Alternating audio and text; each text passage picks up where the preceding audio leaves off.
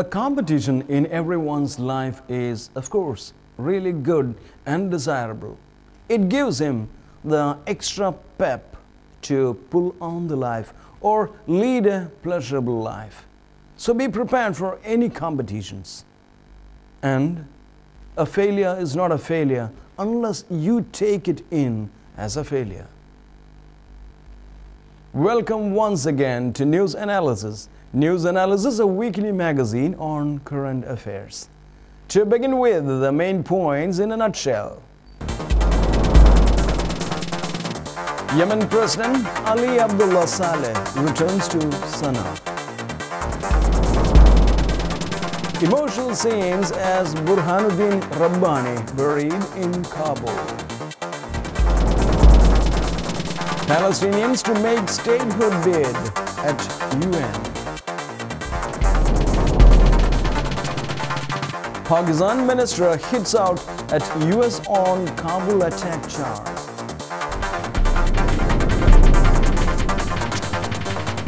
French sex attack accuser to confront Strauss-Kahn. Tributes paid to Indian cricketer Tiger Pataudi. And now the news in detail. Yemen President Ali Abdullah Saleh returns to Sanaa. Yemen's President Ali Abdullah Saleh has returned to the country from Saudi Arabia 3 months after surviving an assassination attempt. Yemen TV said President Saleh arrived in the capital Sanaa by private plane at dawn. Hours after his arrival, a President official said Mr. Saleh was calling for a truce and ceasefire. He went to Saudi Arabia in June for treatment following a rocket attack on the grounds of the presidential palace. President Saleh, who has been in power for more than 30 years, has faced months of protest urging him to quit. Correspondents say his return raises the risk of all-out civil war. The president calls on political and military parties to achieve a truce, said the official quoted by AFP news agency. There is no alternative to dialogue and negotiations to end the bloodshed and resolve the crisis, he added. In Sanaa, anti-government protesters and supporters of President Saleh held rallies after Friday prayers. An Al Jazeera correspondent in the city says they have taken place within a few miles of each other, although it appeared many anti-government protesters had stayed at home for fear of violence. Protest organizer Muhammad Al-Asl said Mr. Saleh's return would lead to an escalation of violence. But let him come back. We want him come back and be tried for his crimes, he added. Activists have been camped out in an area of Sanaa dubbed Change Square since January, demanding an end to the President Saleh's rule. Clashes in the capital have recently intensified as elite Republican guards led by President Saleh's son Ahmed fight running battles with army units that have defected to the opposition and tribal fighters who support the protesters. More than 80 people, mostly unarmed protesters, have been killed since last Sunday. Doctors say at least one person was killed overnight and many others wounded when mortars landed in Change Square. Other reporters said 4 people were killed in the northern Al-Hazaba district on Friday. Emotional scenes as Burhanuddin Rabbani buried in Kabul. The funeral of Afghanistan peace talks chief Burhanuddin Rabbani, killed by a suicide bomber, has taken place in Kabul amid tight security. President Hamid Karzai joined mourners for the state funeral at the presidential palace. Rabbani's body was buried amid emotional scenes on a Kabul hilltop. Rabbani, the chairman of the High Peace Council, was killed on Tuesday by a bomb hidden in a turban worn by a man claiming to be a Taliban envoy. Mr. Karzai told the mourners he would continue with the peace process. The blood of the martyred and other martyrs of freedom requires us to continue our efforts until we reach peace and stability, he said. It's our responsibility to act against those who are enemies of peace. Mr. Karzai accused Rabbani's killers of using trick and deception, abusing Afghan and Islamic customs. Servicemen with caps and white gloves had carried the coffin draped in the national flag to a day state outside the presidential palace.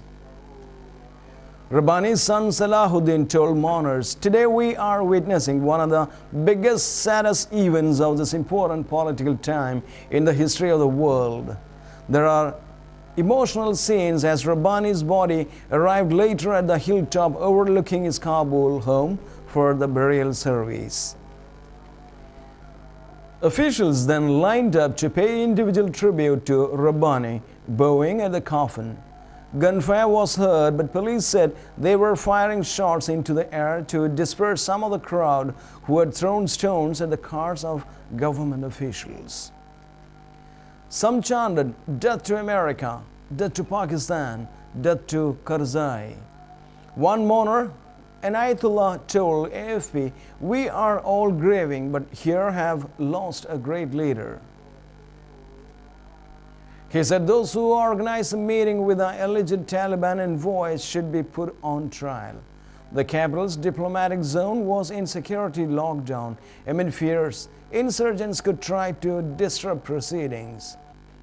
Cars were banned from the area and residents and mourners were searched. Palestinians to make statehood bid at UN. Palestinian leader Mahmoud Abbas is due to submit his bid to the UN for recognition of a Palestinian state. He is expected to present a letter in the next few hours requesting admission to the UN shortly before addressing the General Assembly to argue the case. Israeli Prime Minister Benjamin Netanyahu is to speak soon after and is expected to denounce the move. Israel and the US oppose it, saying Palestinian state can only be achieved through talks with Israel. President Barack Obama told Mr. Abbas on Thursday that the US will use its UN Security Council veto to block the move, but Mr. Abbas vowed to press ahead with the bid. Meanwhile, in the West Bank, Palestinians are expected to begin gathering in the early evening shortly before the submission of the bid. Giant TV screens have been set up in several cities so that people can watch Mr. Abbas' General Assembly speech expected at 16:30 GMT. "I'm going to listen to Abbas' speech because it will tell us our future and our destiny, and we are expecting so much from him to declare our state," Khalil Jabari, a 21-year-old university student in the city of Hebron, told the Associated Press news agency. Mr. Abbas has called for peaceful marches in support of his initiative, but some clashes were reported. At the Qalandiya checkpoint, Israeli troops fired tear gas on stone-throwing Palestinian youth. In the village of Nebi Saleh, protesters burned Israeli flags and pictures of President Obama. Clashes broke out between Jewish settlers and Palestinians in the village of Khusra, south of Nablus. Israeli troops intervened, firing tear gas and rubber bullets, wounding 2 Palestinians, one of whom later died, AFP news agency reported. The process begins with Mr. Abbas presenting a written request for UN recognition of the Palestinian territories as a state to Secretary General Ban Ki-moon. If Mr. Ban decides the application is in order, the Security Council will examine it and vote on it.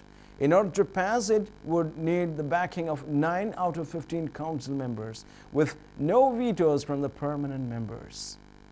Convinced that there is no shortcut to the end of a conflict that has endured for decades. Peace is hard work. Peace will not come through statements and resolutions at the United Nations. If it were that easy, it would have been accomplished by now. Ultimately, it is the Israelis and the Palestinians who must live side by side. Ultimately, it's the Israelis and the Palestinians, not us, who must reach agreement on the issues that divide them, on borders and on security, on refugees and Jerusalem. Pakistan minister hits out at US on Kabul attack charge. Pakistan's foreign minister has warned that the US could lose Pakistan as an ally if it continued to publicly accuse Islamabad of supporting militants. Hina Rabbani told GeoTV that the US could not afford to alienate Pakistan's government or its people. On Thursday, the most senior US military officer accused Pakistan's spy agency of backing the militant Haqqani group in a recent attack on Kabul. Some 25 people died in an assault on the US embassy and other buildings. Pakistan denies its intelligence service has links with the Haqqani network and says it's determined to fight all militants based on its border with Afghanistan. Prime Minister Yusuf Raza Gilani also weighed in telling reporters they can't live with us, they can't live without us. So I would say to them that if they can't live without us, so they should increase contacts with the US to remove misunderstandings. You will lose an ally, Hina Rabbani told GeoTV in New York, where she has been attending the UN General Assembly.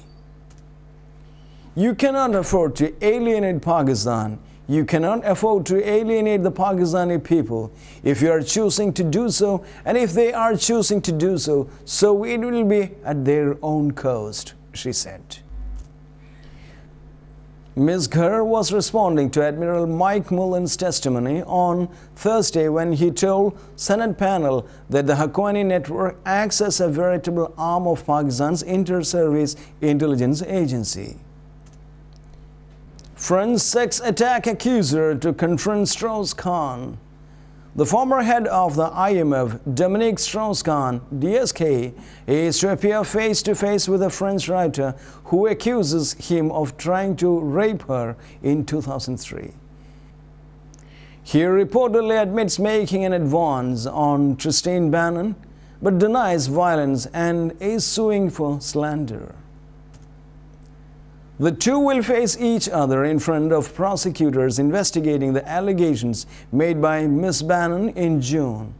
At the time, Mr. Strauss-Kahn faced charges of raping a hotel maid in New York. That case was later dropped. Confirming that a meeting would be held, the Paris prosecutor's office did not say when it would take place. Both parties have been interviewed by police over the alleged incident. Like a rutting chimpanzee, Ms. Bannon, 32, told a TV interviewer this week she was keen to confront her alleged abuser in front of police investigators to test each other's claims. The police unit asked me whether I was prepared to accept a confrontation, she said. Obviously, I said, yes.